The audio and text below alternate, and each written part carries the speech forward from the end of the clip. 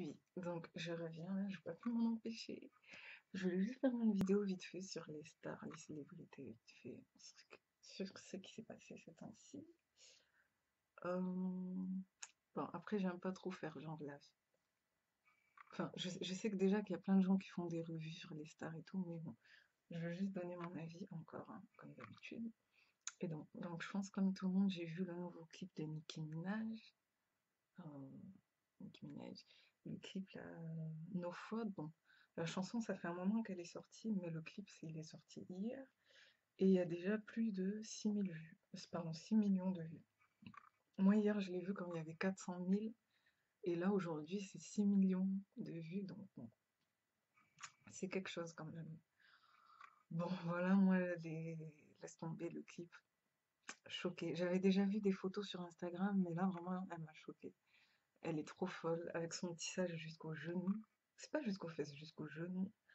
Lil Wayne, il dit n'importe quoi. Bon, Drake, encore, ça va, il a un bon flow, un bon style, hein, comme d'habitude. À part qu'à chaque fois, il fait ça. Bon, bref. Et elle, comme ça, toujours comme ça, comme ça. Et j'avoue que ce qu'elle dit dans ses paroles, ça craint. Non, franchement, elle dit plein de trucs qui craint. Mais bon. C'est une rappeuse, elle est provocatrice, voilà. On connaît déjà son personnage.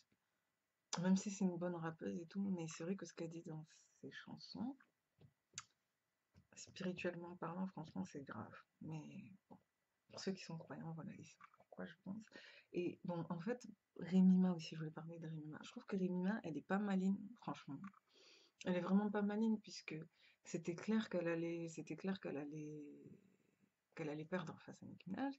Est-ce que les anciennes stars comme Lil Kim, Rémima, ou je sais pas moi, P. Diddy, tout ça, ce qu'ils comprennent pas, c'est que maintenant, c'est une nouvelle génération, genre autotune, enfin, ils ont plein de trucs, quoi.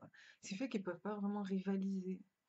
Donc, quand tu vois des gens comme ça qui viennent clasher alors qu'ils savent très bien que c'est déjà perdu d'avance, c'est pas malin parce que là, en plus, là, c'est limite Remima, elle lui a permis de faire encore plus vendre son nouvel album et tout, mais vraiment, elle voulait la descendre, mais là, elle lui a fait encore plus de pub parce que, enfin, ça va encore plus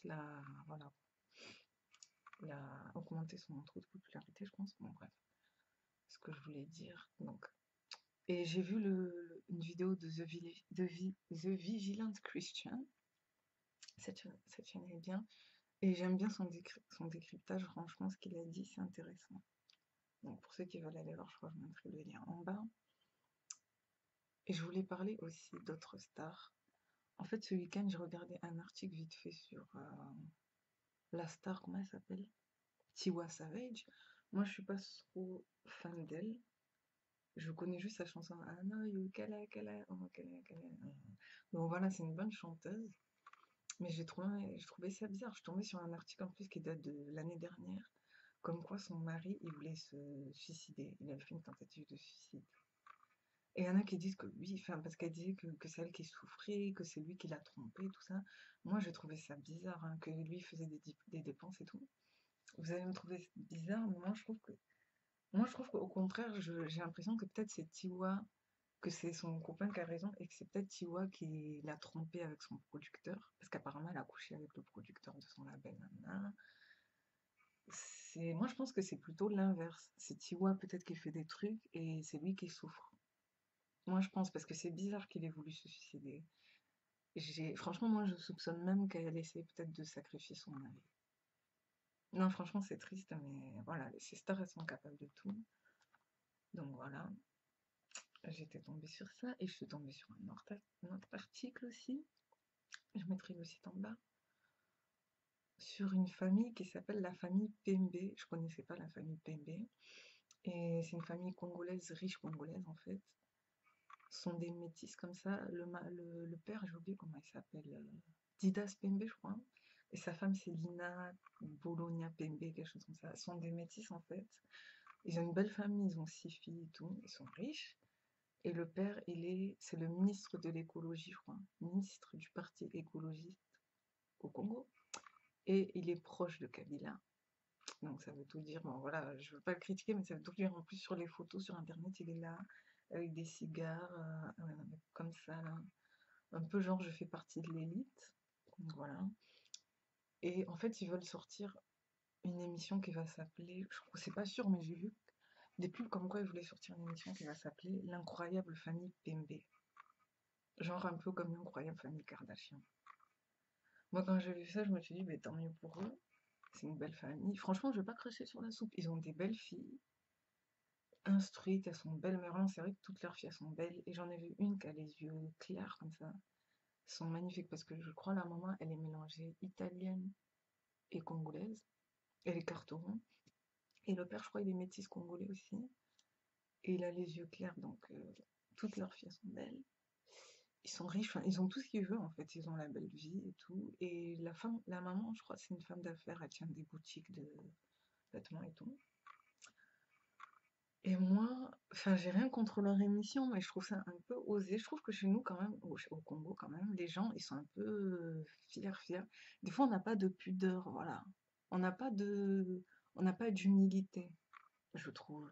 Parce que quand on sait qu'il y a des gens juste à côté qui n'ont rien à manger, qui galèrent. Non, franchement, je sais que tout le monde n'est pas pauvre, mais il y a des gens quand même au Congo, ils galèrent. Ils peuvent pas se permettre d'aller dans des magasins comme Zara et tout. Et enfin, je sais pas comment ils font pour faire des choses comme ça, genre faire une émission comme ça, alors que juste à côté, t'as des gens qui galèrent et tout. Enfin, je sais pas. C'est bon. Après, tant mieux pour eux, mais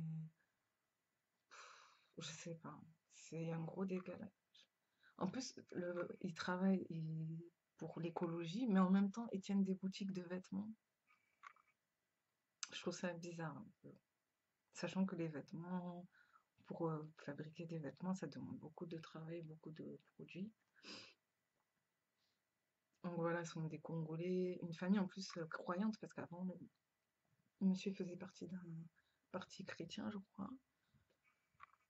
Bref, c'est une belle famille et tout, et leur fille en plus, ça pourrait faire accomplir plein de choses, mais franchement, faire un truc à la Kim Kardashian, je pense que c'est pas nécessaire, hein. Franchement, avec tout ce qui se passe au Congo, je pense pas que ce soit nécessaire de copier des riches et des bourgeois arméniens qui vivent à l'autre bout du monde. Mais bon, après, c'est juste mon avis. Je mettrai les liens en bas. Merci d'avoir pris. Mais après, je les critique pas, j'ai rien contre eux, je suis pas une rageuse. Voilà, c'est juste mon avis. Merci d'avoir pris le temps de regarder ma vidéo. Ciao.